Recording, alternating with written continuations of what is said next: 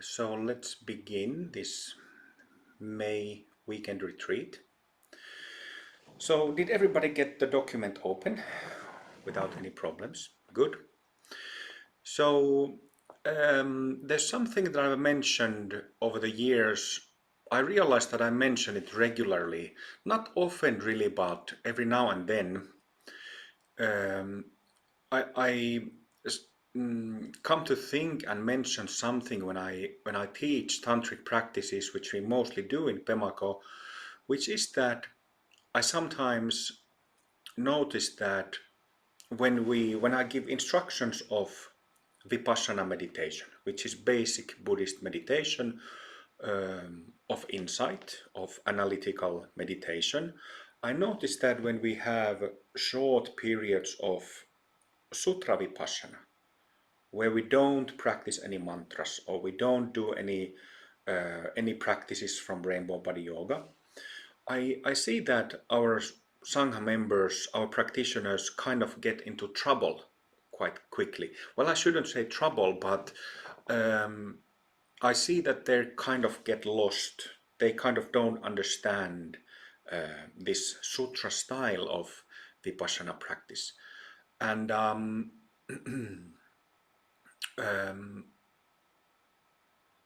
so I've recommended you to read books, get a good basic understanding of different types of Buddhist and yogic practices, and also to do retreats with other teachers, because, well, maybe I'm starting to solve this issue in the future, but one of the reasons why I've recommended my students to study with other teachers and other systems and read books and so on is to get a better understanding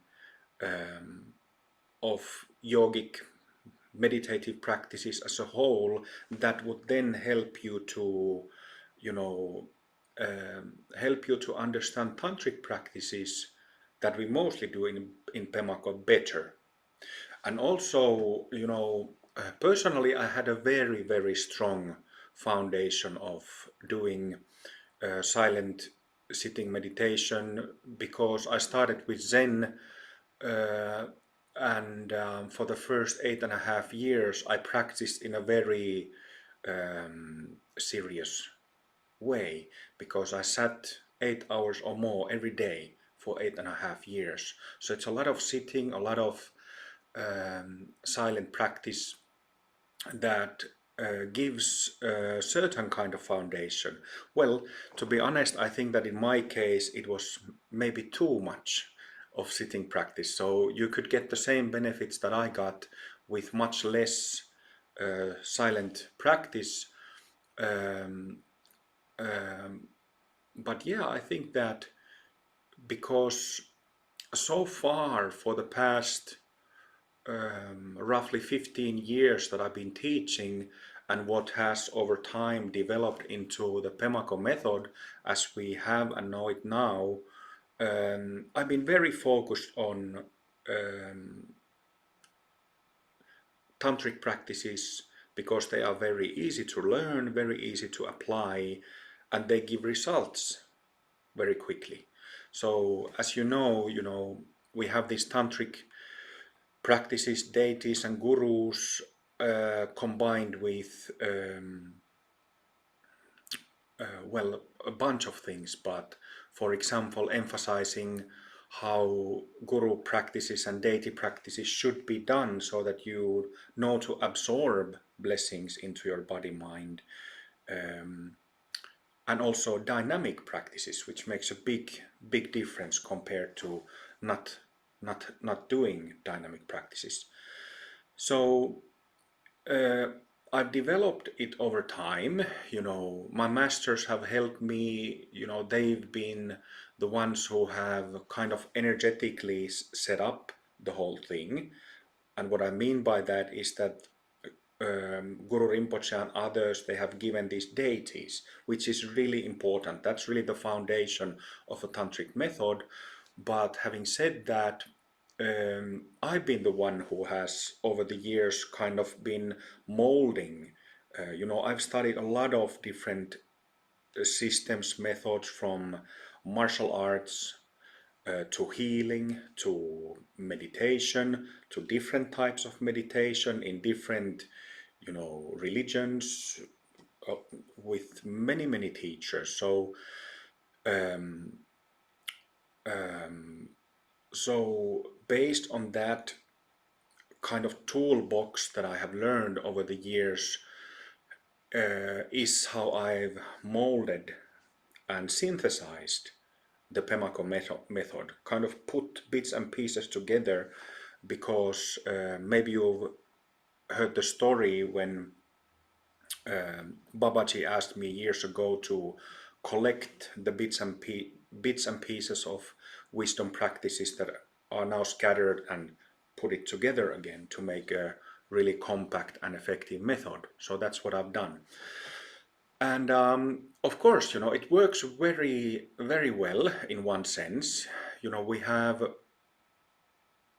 in a last year in our Sangha, it's kind of like mushrooms. When it starts raining, mushrooms starts popping up.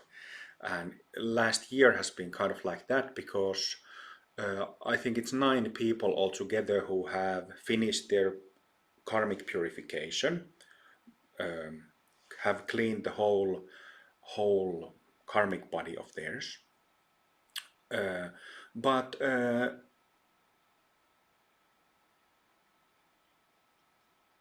well, how should I put this? Maybe I just kind of start to look at our method in a bit different light.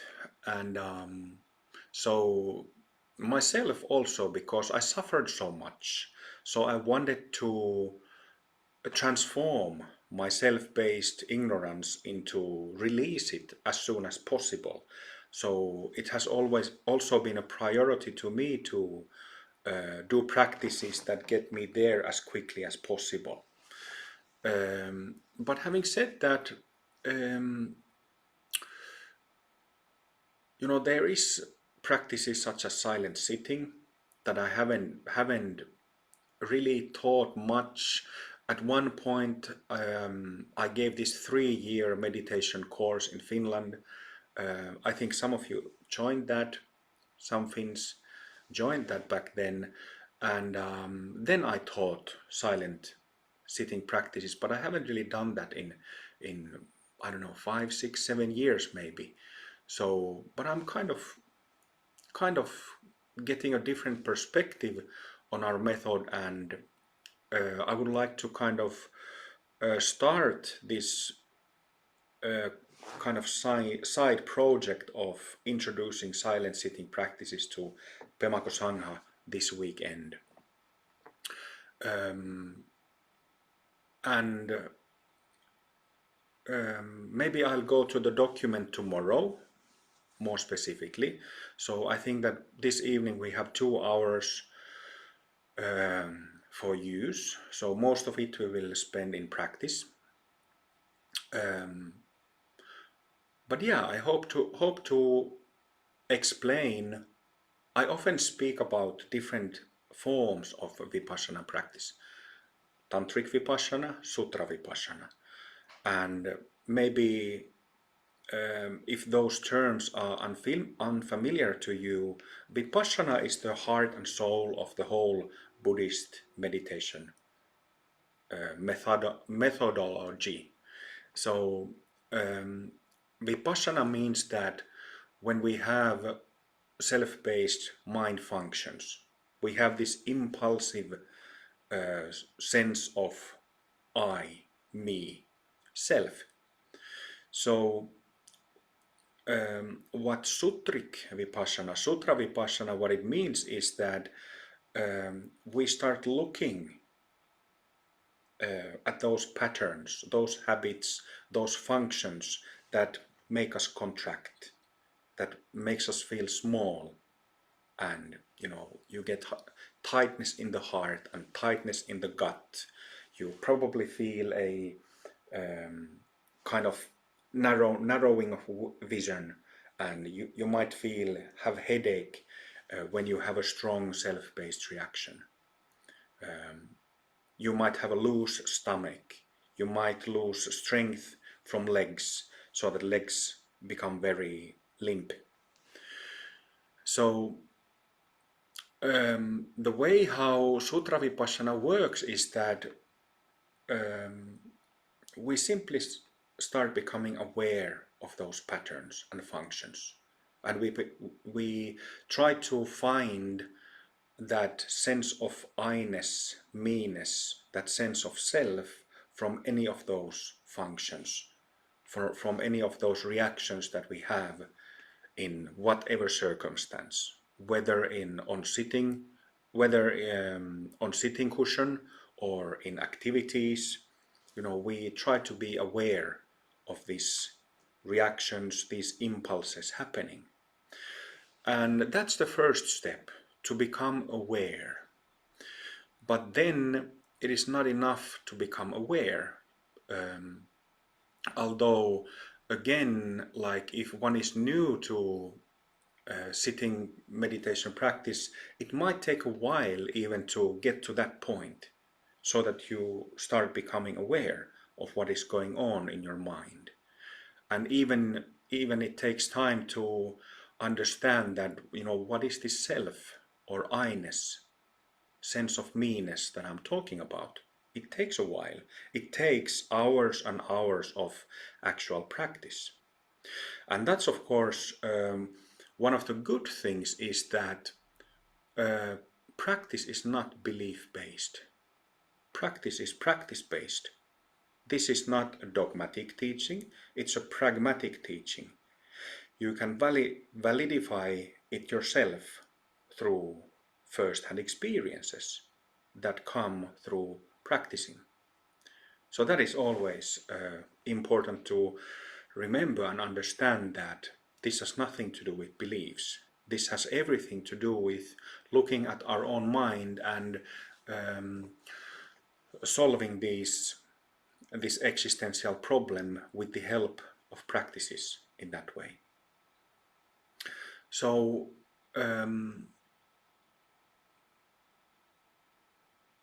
yeah, just 2 weeks ago I was in UK. It was a fantastic trip,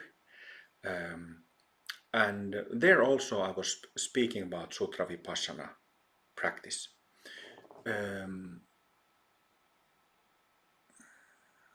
What was it that I was gonna say?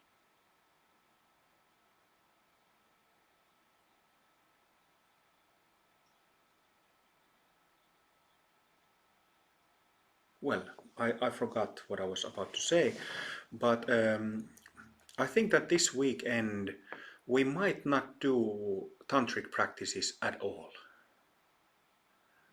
It's must be such a shock to you who are used to tantric practices. But I think this will be good, and like I said, that during this weekend I hope to introduce you to this other style of practice. Some of you have done sutra practice, some of you have done Zen meditation or different forms of it, or Vipassana meditation like Goenka style before, and so on. Maybe some of you has done transcendental meditation, so you might be familiar with it already.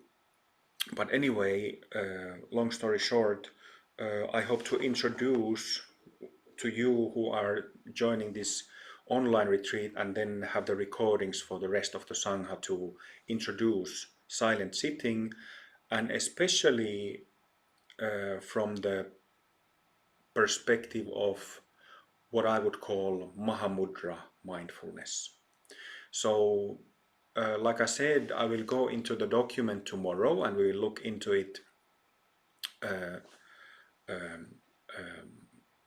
one by one. But let's now go into practice. So please align your body.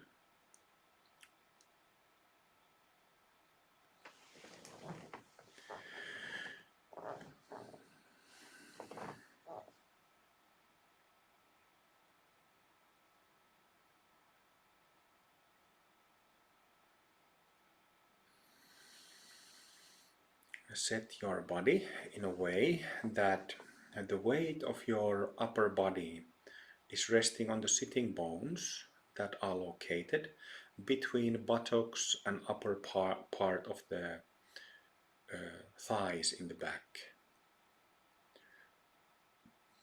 So the lower back needs to be kind of set so that it feels like it's a pyramid. It's very firm and solid.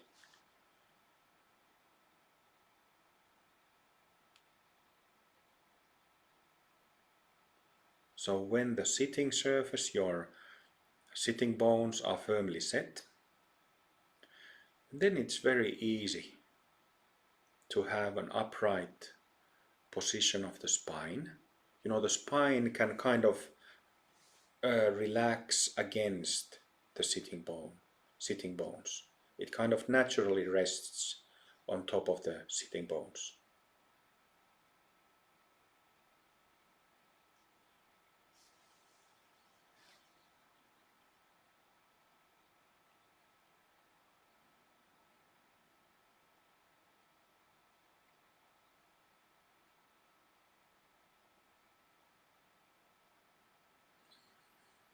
Then relax chest, relax shoulders.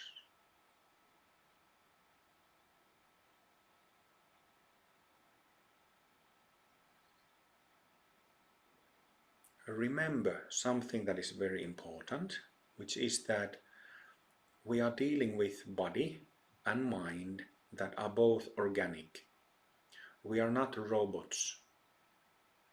We cannot just turn a switch and all of a sudden remove all tensions. We cannot do that. So remember that.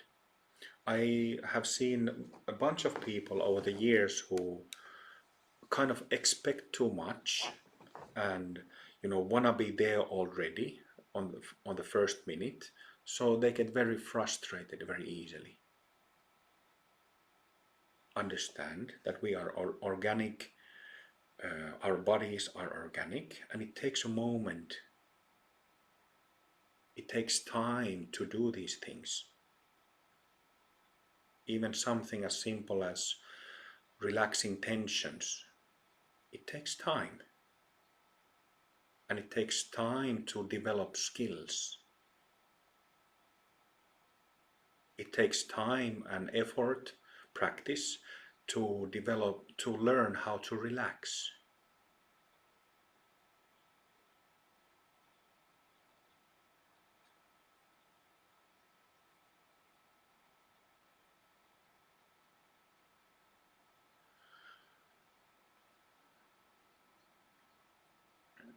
I would suggest you to have eyelids closed, because you can sense your body better without the visual input.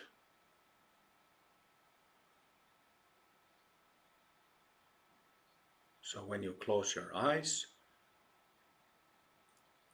you shut off the images, whatever they are, that are coming into the eyes, and then become part of our how do you say, part of what happens in the mind.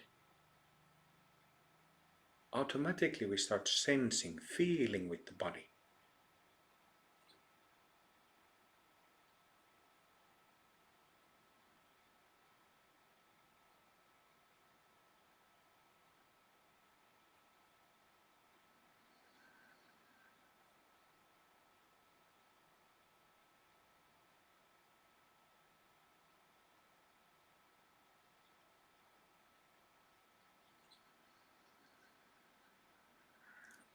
If you feel like taking deep breaths, you can do that.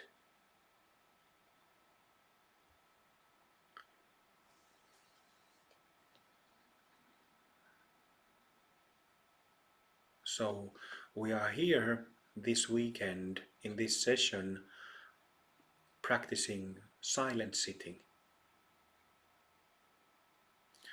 And by definition it means that first we align our bodies.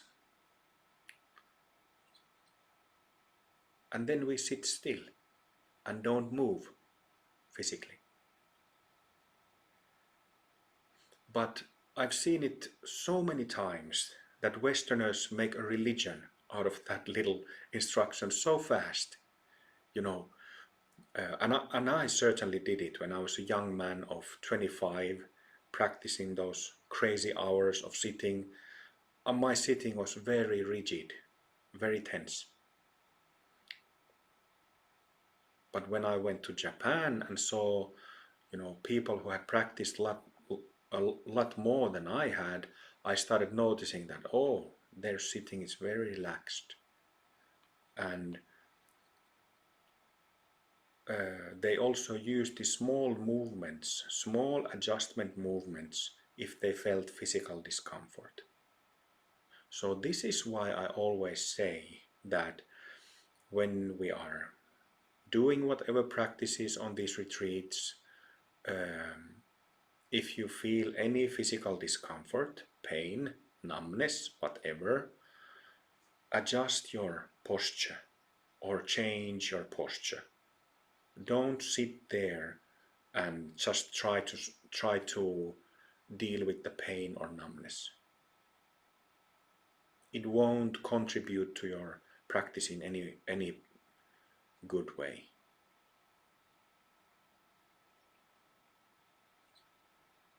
So the point is not to become like a rock.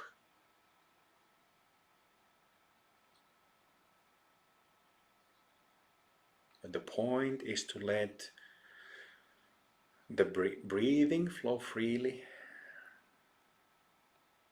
and for the energies of the mind to flow freely. I'll just stop at those two instructions for a moment. What does it mean that we let the breathing flow freely? It means that there are no subconscious, unnecessary tensions obstructing the natural movement of breathing. Which is why relax your belly and relax your chest and keep them that way.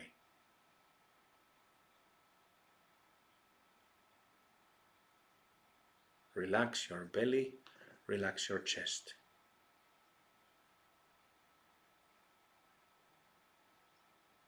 When you do that, if there were unnecessary tensions, your shoulders automatically come down and relax.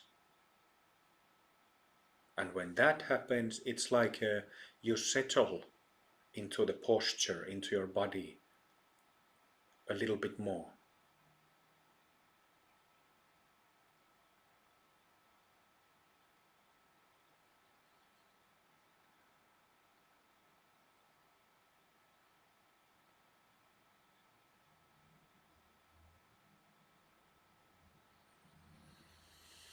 So we allow the breath to move naturally. We don't change the rhythm of breathing. We let it come and go in its own pace, in its own rhythm.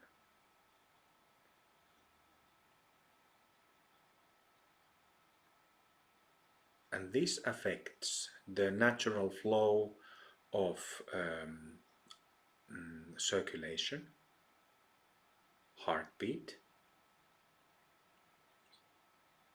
all these physical processes little by little over the span of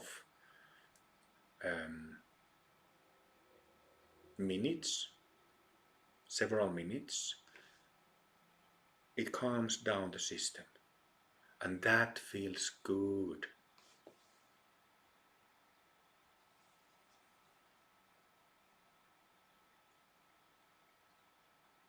So let breathing flow smoothly, let energies flow smoothly, let everything in your body and mind be in a state of flow.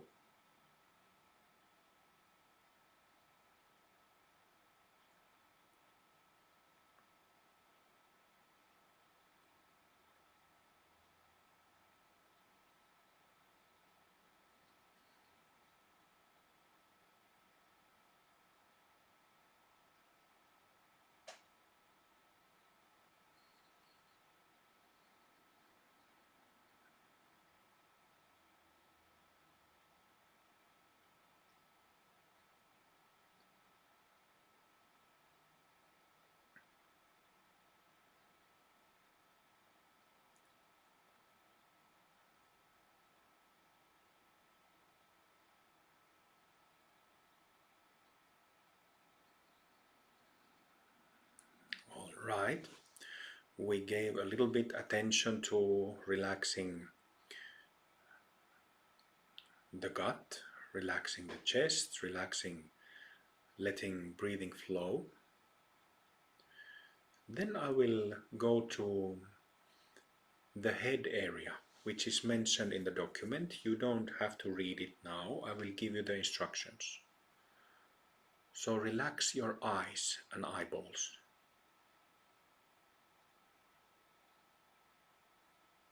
Simply relax the muscles in your eyes.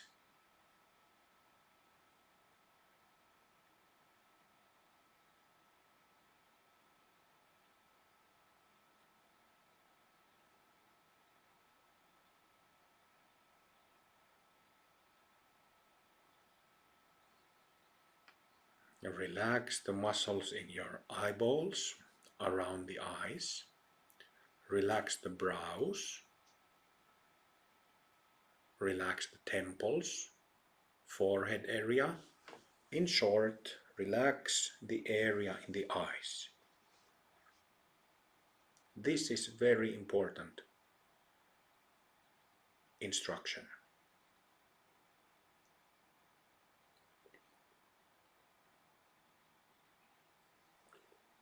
These instructions and the next couple of ones that relax the eyes and the head makes the difference between normal mindfulness and Mahamudra style of mindfulness. So it's a very significant one.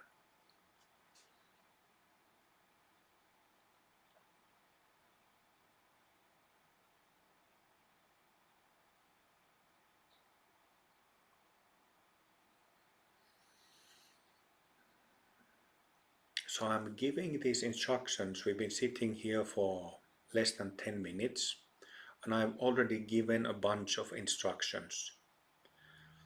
So these are just basic instructions, and the way how I teach is that I want to give really good and careful instructions so that my students understand what they are doing and what they are supposed to do. But having said that, again, one weekend of practice won't make you a master in these practices. You will just get a little taste.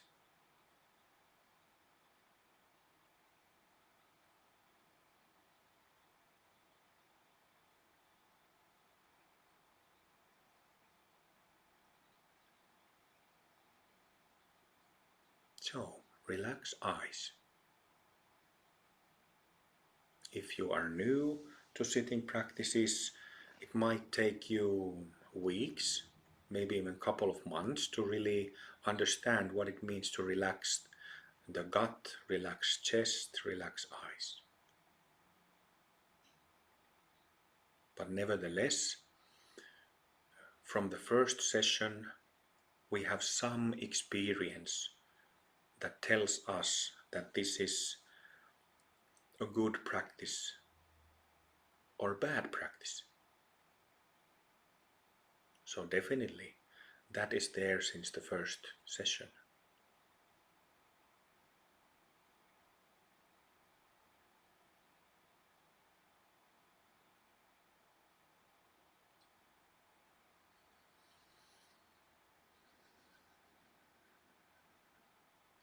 So number one, eyes. Number two, relax the jaws. Relax the mouth area, meaning you relax the lower jaw. If you feel that, you can open your eyes for a moment and look at me. If you feel that you have tensions here in the jaw, do this. Stretch the jaw open. And do it for a few times so that you release tensions from here. This is very important.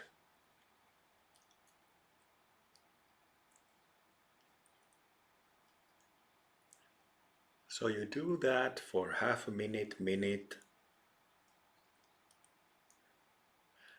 so that you properly stretch open and release any stuck muscle tension, any stuck energies from here. And then you close your eyes again and continue relaxing the mouth area.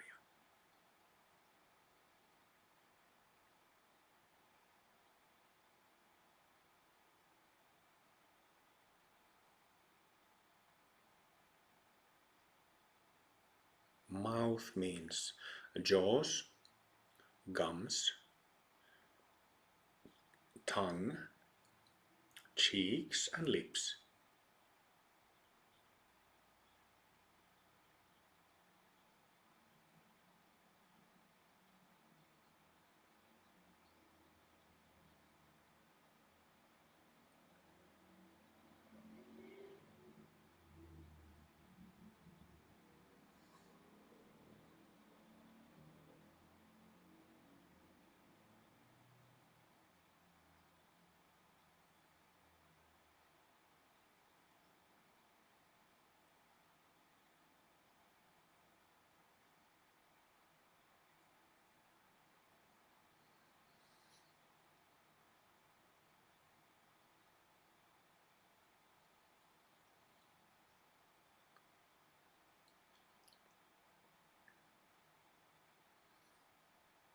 And this is also very important because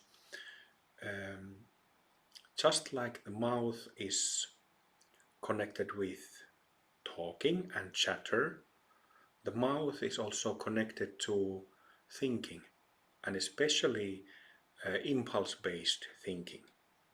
So somebody who has a very impulsive thinking, meaning that they are, the monkey mind goes from one thought to another, to another, to another, to another, very restless. It's pretty certain that if you have a restless mind like that, your mouth and jaws are tense. So it's a classic trick to relax the jaws and mouth, to stop that restlessness, that constant flux of thoughts.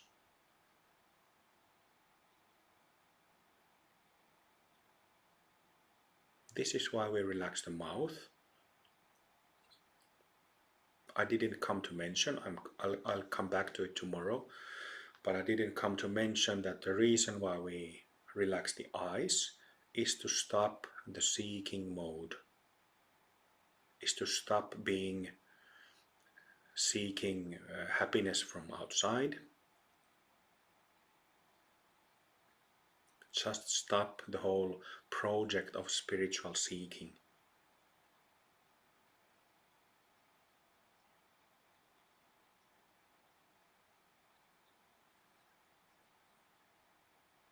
So see, now that we have spent a few minutes relaxing eyes and mouth, see if you can verify these things, what I'm saying.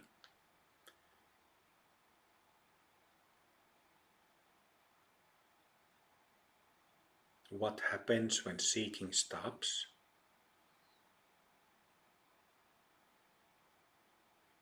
What happens when you lessen or stop the restless thinking processes by relaxing the mouth? Always verify.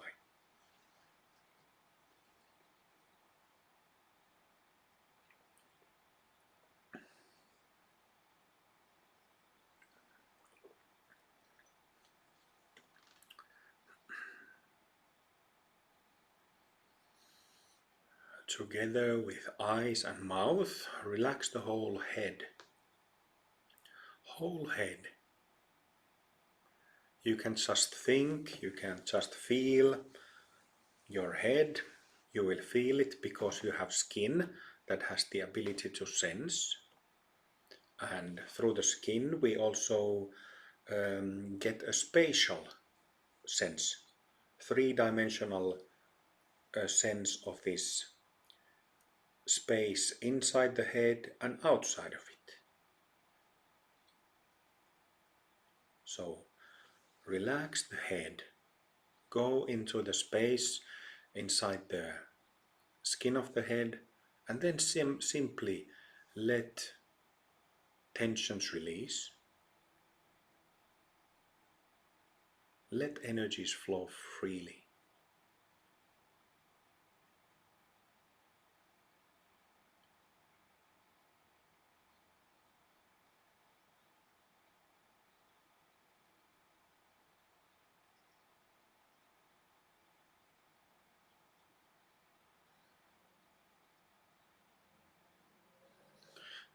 It's kind of like with all relaxation instructions. It doesn't matter how the relaxation happens, meaning that when you feel that some tension or energy gets flowing and is released, it doesn't have to stay. You don't have to think in terms of it staying inside the body or releasing out into the space outside the body. Just let it release and let it go anywhere it goes. Doesn't need to be directed in any way.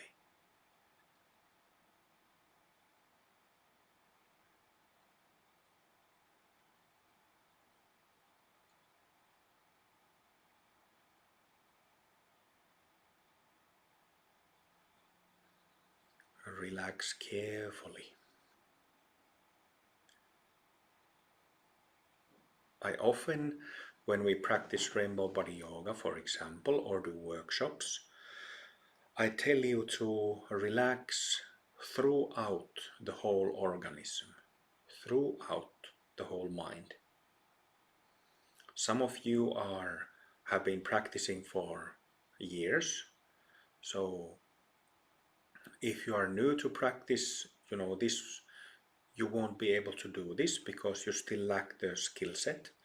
But if you have been practicing, you will be able to relax through all the layers. But what I'm feeling now is that the way how you're doing relaxation is that you come to you have developed a fixed way of relaxing, and it is not going through the whole organism, through all layers. So relax more. See if you can sense, perceive those subtler layers that are still yet to release.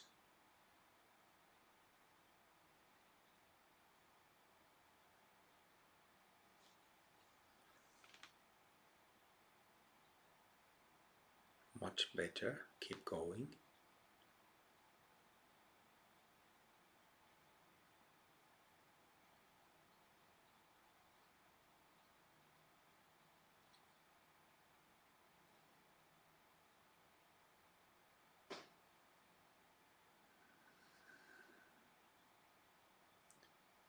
Keep relaxing the head, eyes, mouth.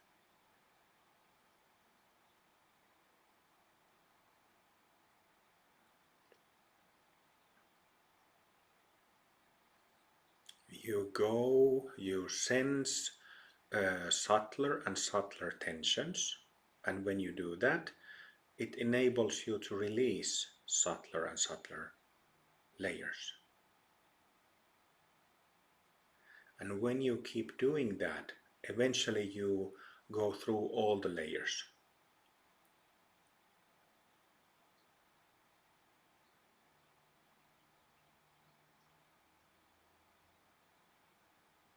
All layers of both physical and mental, emotional tensions. What you have left is the basic nature.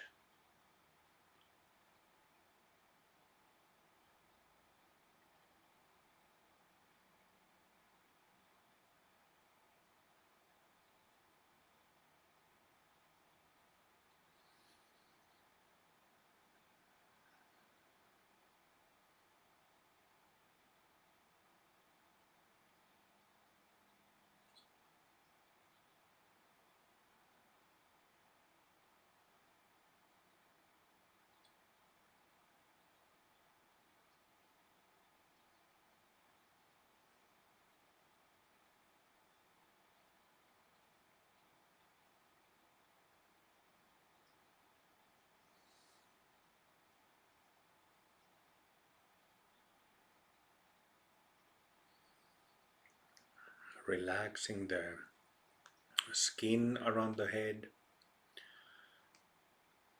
relaxing the crown, the back of the head, the sides of the head, including ears, relaxing the insides, the area where the brain is, different parts of the brain, where other organs in the head are located. Also relaxing neck and throat.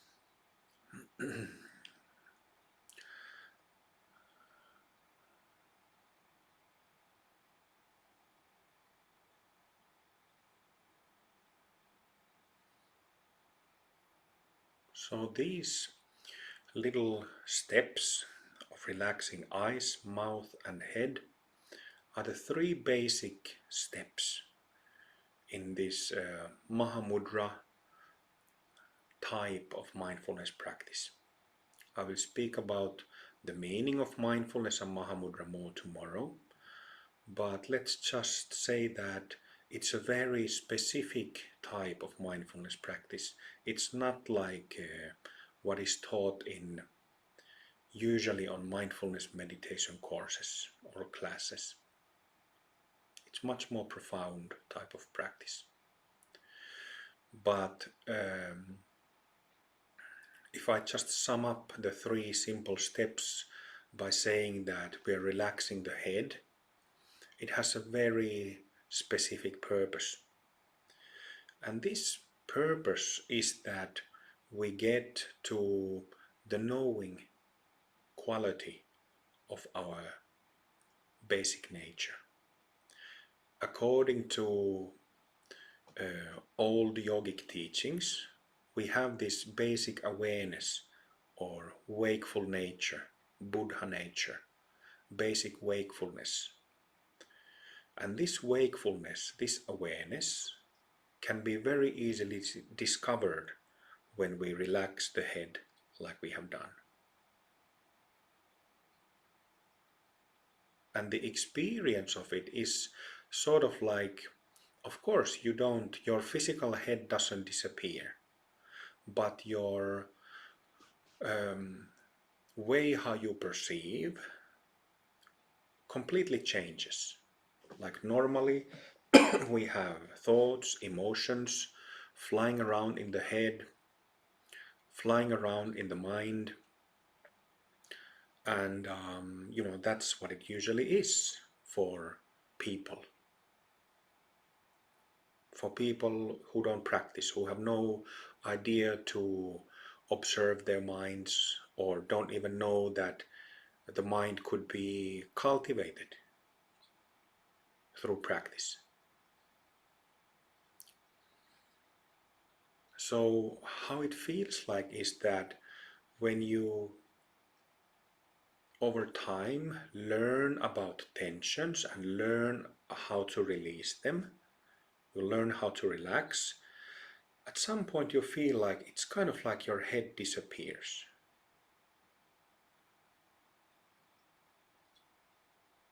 And what that experience, what it is that it kind of feels like your head disappears because you're no longer tied to all those thoughts, perceptions and emotions, that impulsive functioning.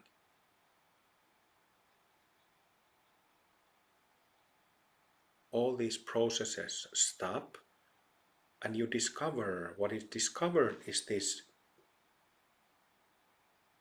wonderful stillness and clarity.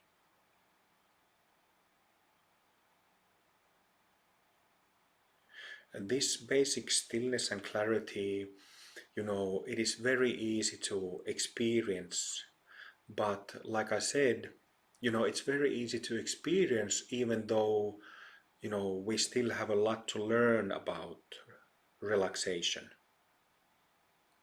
We can very easily, I can take any of my neighbors, have them sit down, give them instructions, and in half an hour they will experience it to some extent. But probably you won't experience it in full without putting in the hours. Anyway, already from the start you have some experience, you have increased sense of peace, clarity, stillness. Your mind becomes quiet. This is a good sign. It gives you confidence from the beginning. It shows you that it does something. And this something is very useful and beneficial. And then when you get to that point when you learn how to relax through all the layers, then this experience of stillness, calmness, clarity, softness gets ramped up.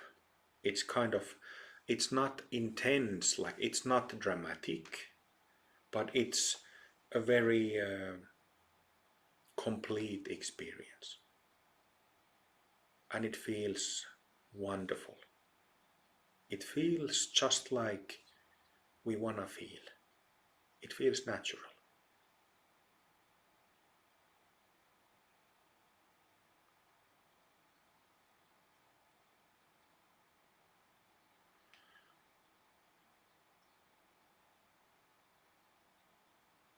So, relaxing the eyes, mouth, head, and keeping them relaxed is a basic requirement in this type of mindfulness practice, Mahamudra mindfulness. And I will go into more detail about what I've said tomorrow and Sunday, but let's now include the rest of the body into the practice. So now that we've spent half an hour or so solely on the area of the head, let the rest of your body be included in this experience. Keep your eyes relaxed, don't start rolling them around. Keep your mouth relaxed, head relaxed, neck relaxed. And simply, intimately sense your body.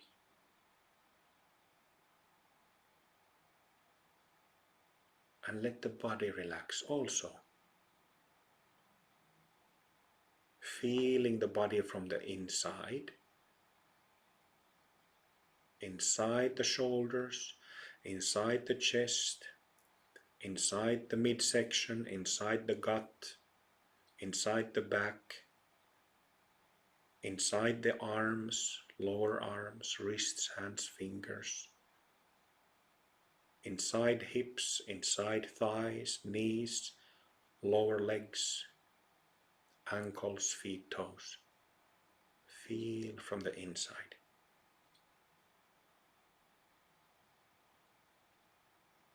This information, this experience is very easily available Because we have skin. Skin gives this information about this body space, these spatial dimensions.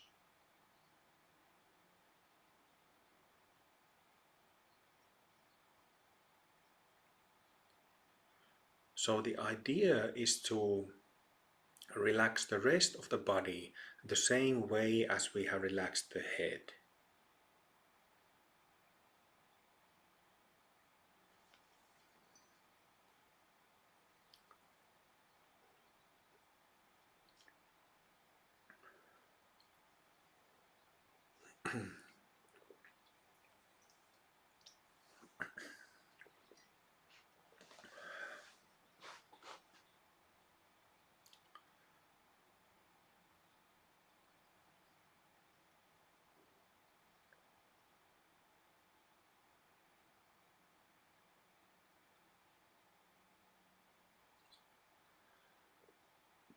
Remember, keep your eyes still and relaxed. If you start rolling your eyes, things get difficult very fast. You very quickly go from Mahamudra mindfulness to normal mindfulness. So I will have to say that again and again on this retreat about the eyes. But already now you can remind yourself about the eyes. Maybe you already noticed that when your attention goes into the body, your eyes start to go downwards with the attention. But what we want to do is that we detach the eyes. We stop the eyes from doing that.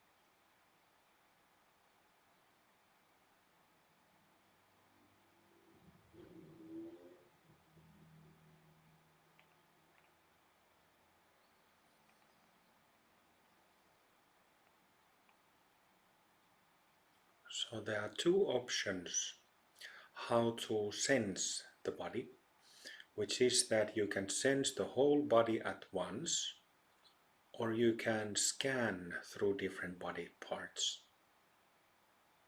which means that your attention might be now, for example, in the left arm and left hand, scanning through that area for a while, and then you might go into the chest, heart, upper back area, continue to the belly and lower back, spend a while there, and then continue to the the right arm and hand, spend a while there.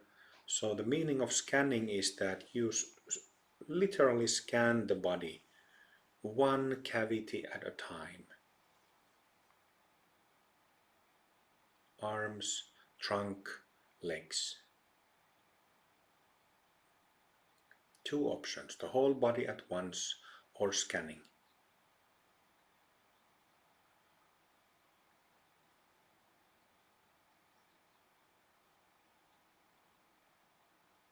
And here also, the purpose is that we want to relax through all the layers, or at least try to do that. You relax as much as you're able to. as much as you're able to. And again, don't expect it to be perfect. Just don't take any kind of pressure of having to perform perfectly.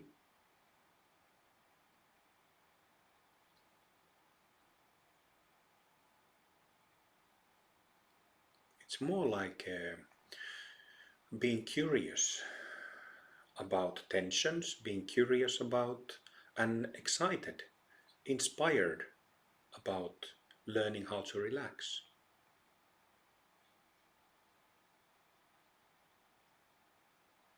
Being inspired about learning discovering the basic state.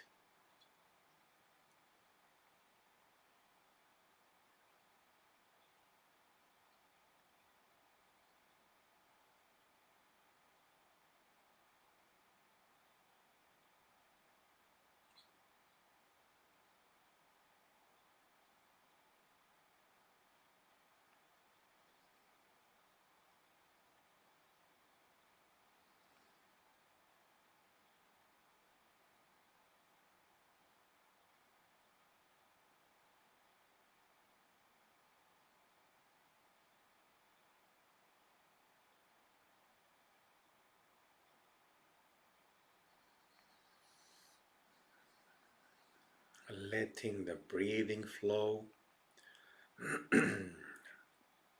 releasing physical tensions, releasing mental and emotional energies.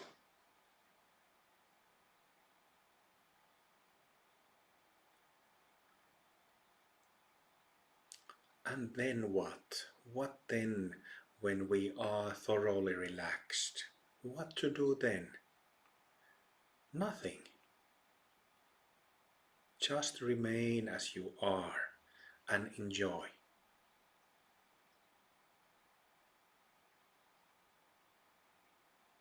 When at some point you feel like you've gone through all the layers, or at least those layers that you can perceive, just stop the process of scanning, stop the process of relaxing, and don't do anything. Effortless being, natural being, enjoying the very life in our bodies and minds, enjoying the so-called basic aliveness.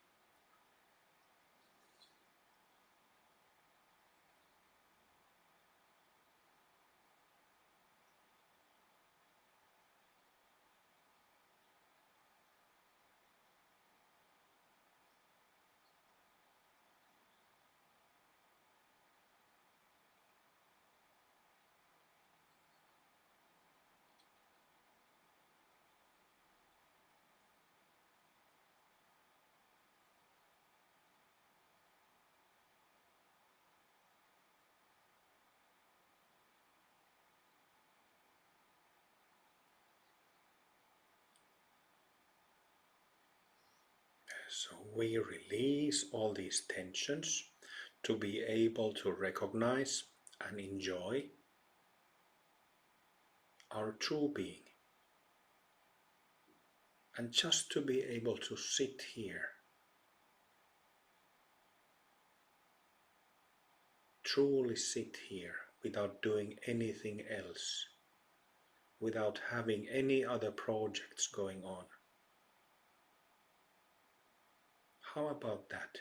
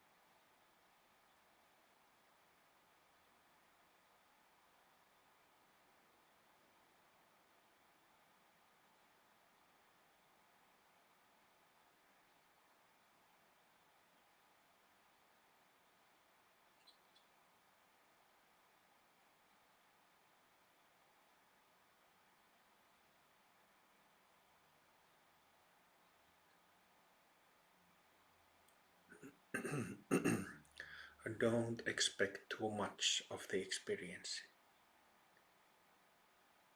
Take it as it is. Don't put any expectations on top of it.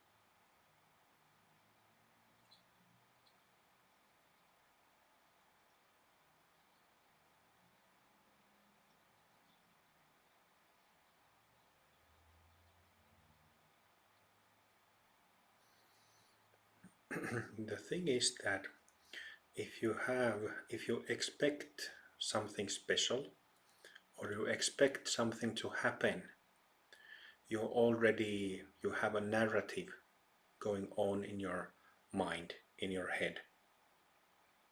Relax eyes, relax mouth, relax head, relax the body.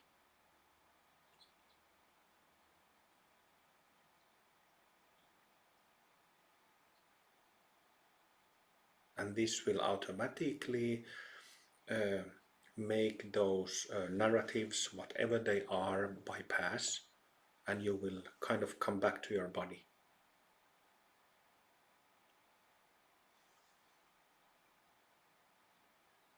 You will, that moment, have a very down-to-earth experience.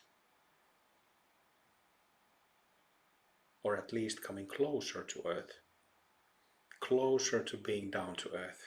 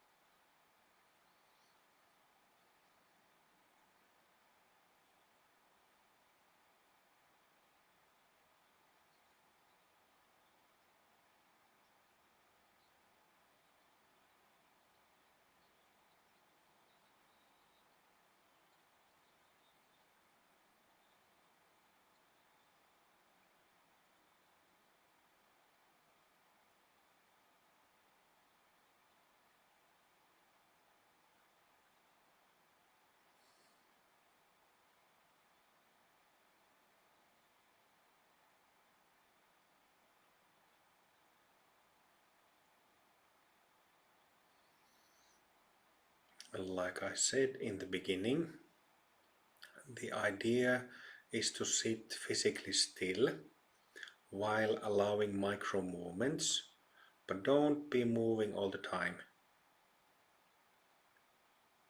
If you can't keep your body still, it's a sign of a couple of things. Restlessness is one, lack of relaxation is another, lack of skill is third.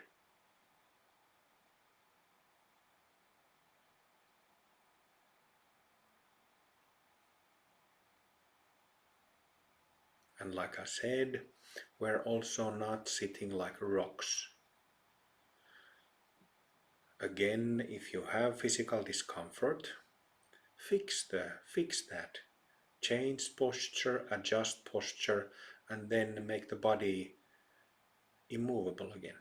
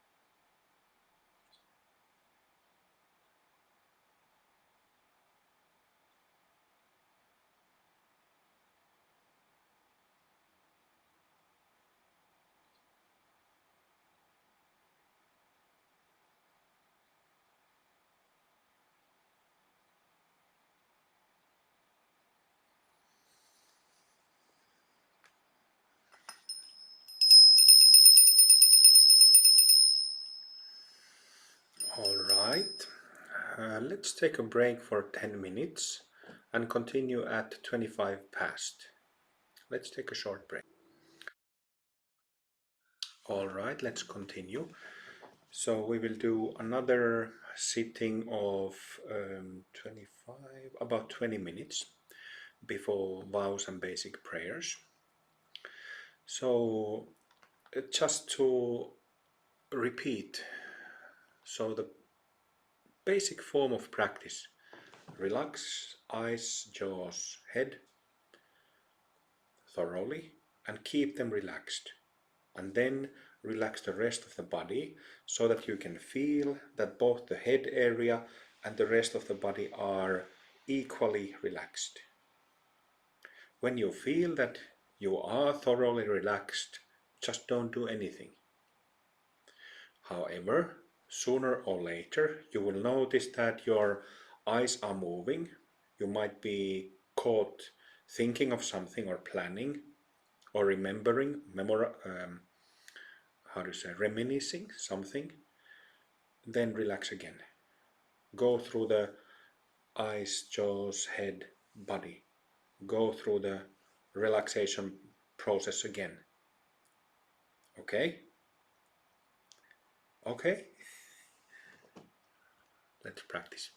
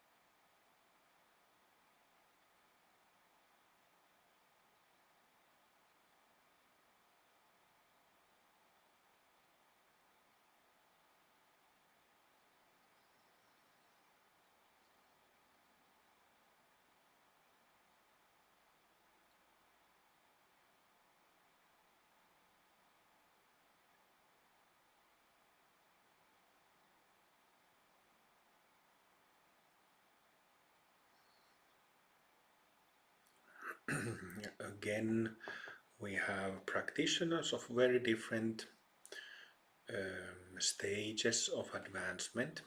So, like I already have said, made it clear, if you are new to practice, just keep working with relaxing those areas that I mentioned. Keep eyes, jaws, head relaxed, and then that is the first step. And then also let the body relax and keep it relaxed. So for somebody who doesn't have that much experience, that's already plenty of instruction. Just to keep that relaxation, and then you will have these, you will start feeling that it feels very lovely, good, natural, slightly blissful, healing. And then you just enjoy that until you feel like you need to relax some more or relax again. To those of you who have sitting experience, more bhumis open, more bhumis perfected,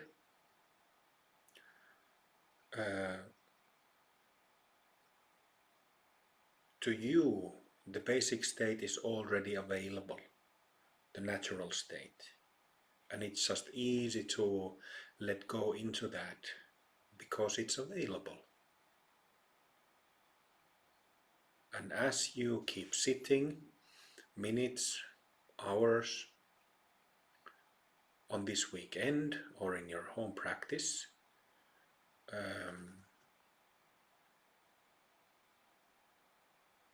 you start feeling fuller and fuller, more and more settled and embodied.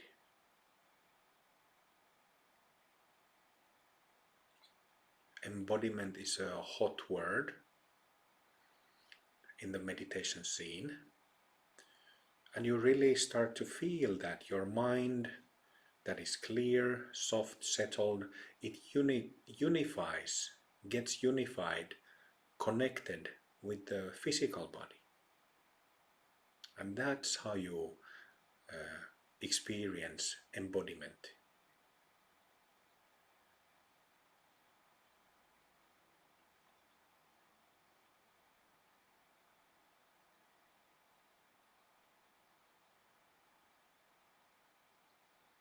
And it is also a unique experience. We can develop some sense of bodily presence, embodiment, let's say through different types of exercise or yoga or going to the gym and so on.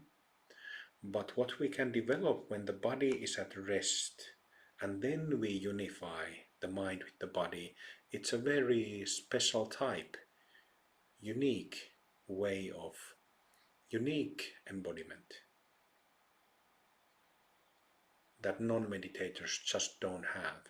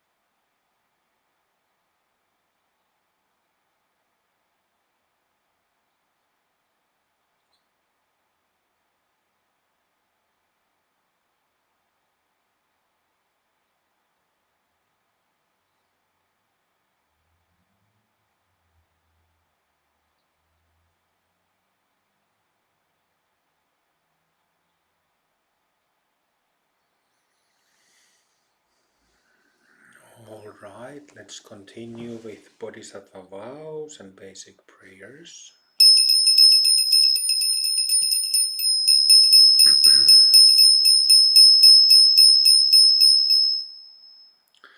I vow to liberate all sentient beings. I vow to end all self-based confusion. I vow to exercise the Dharma that frees. I vow to attain the great perfection. I vow to liberate all sentient beings. I vow to end all self-based confusion. I vow to exercise the Dharma that frees. I vow to attain the great perfection. I vow to liberate all sentient beings. I vow to end all self-based confusion. I vow to exercise the Dharma that frees. I vow to attain the great perfection.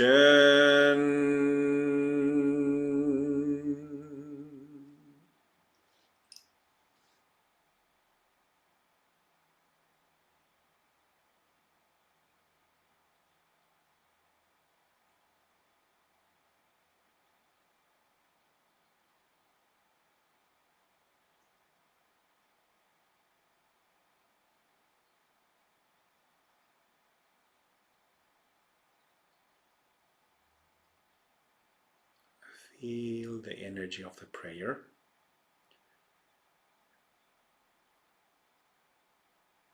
Feel it in your body, mind, heart. Mingle with the energy of it.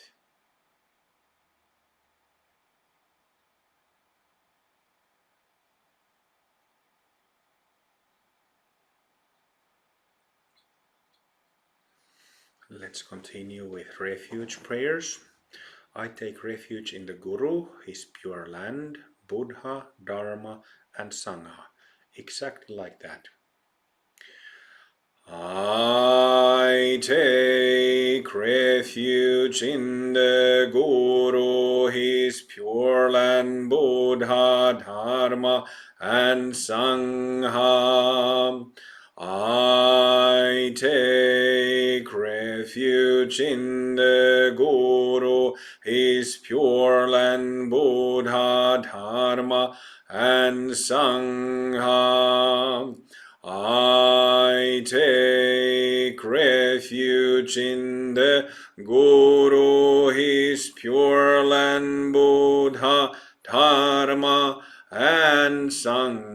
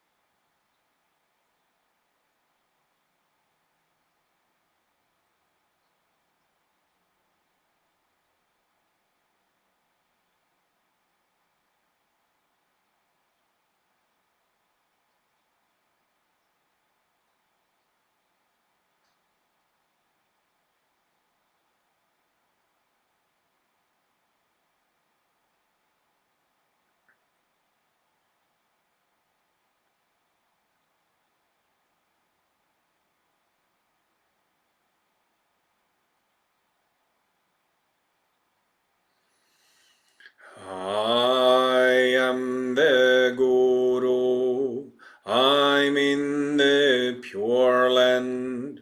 I am the Buddha, I am the Dharma, I am the Sangha, I am the Guru.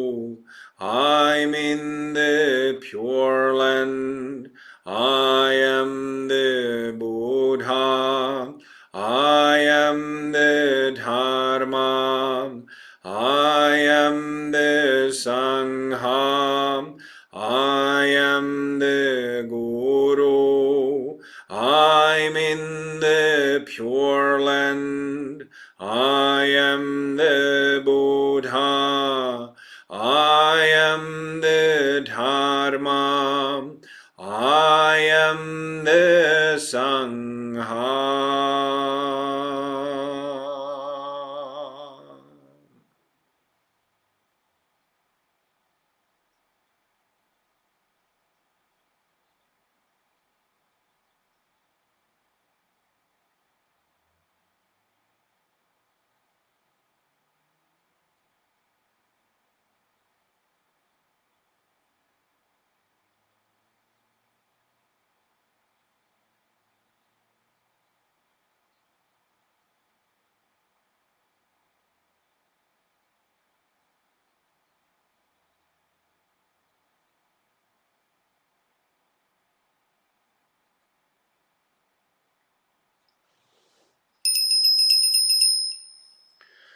May all beings be free. May all beings be free. May all beings be free.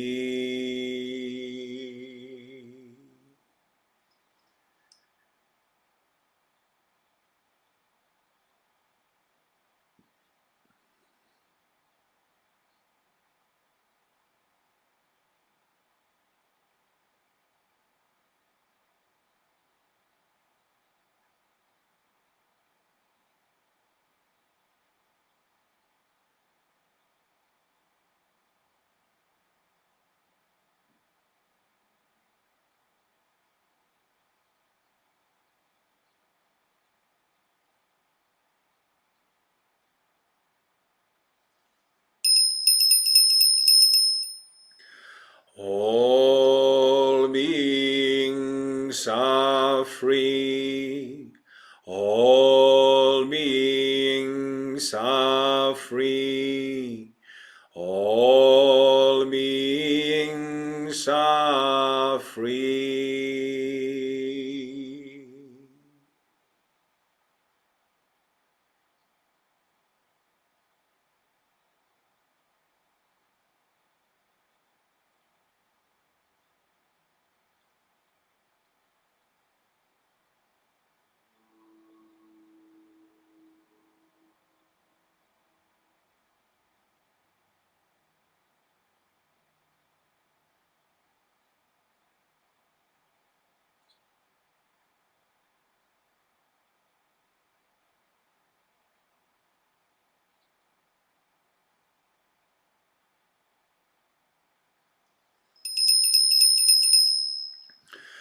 May all beings receive my accumulated merit.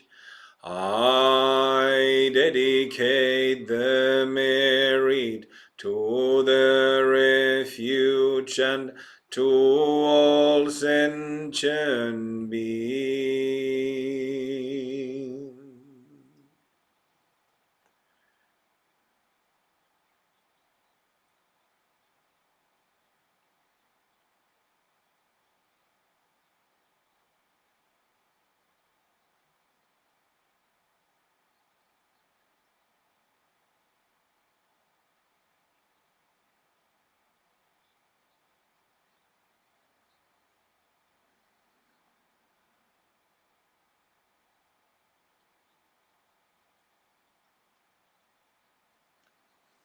Join hands.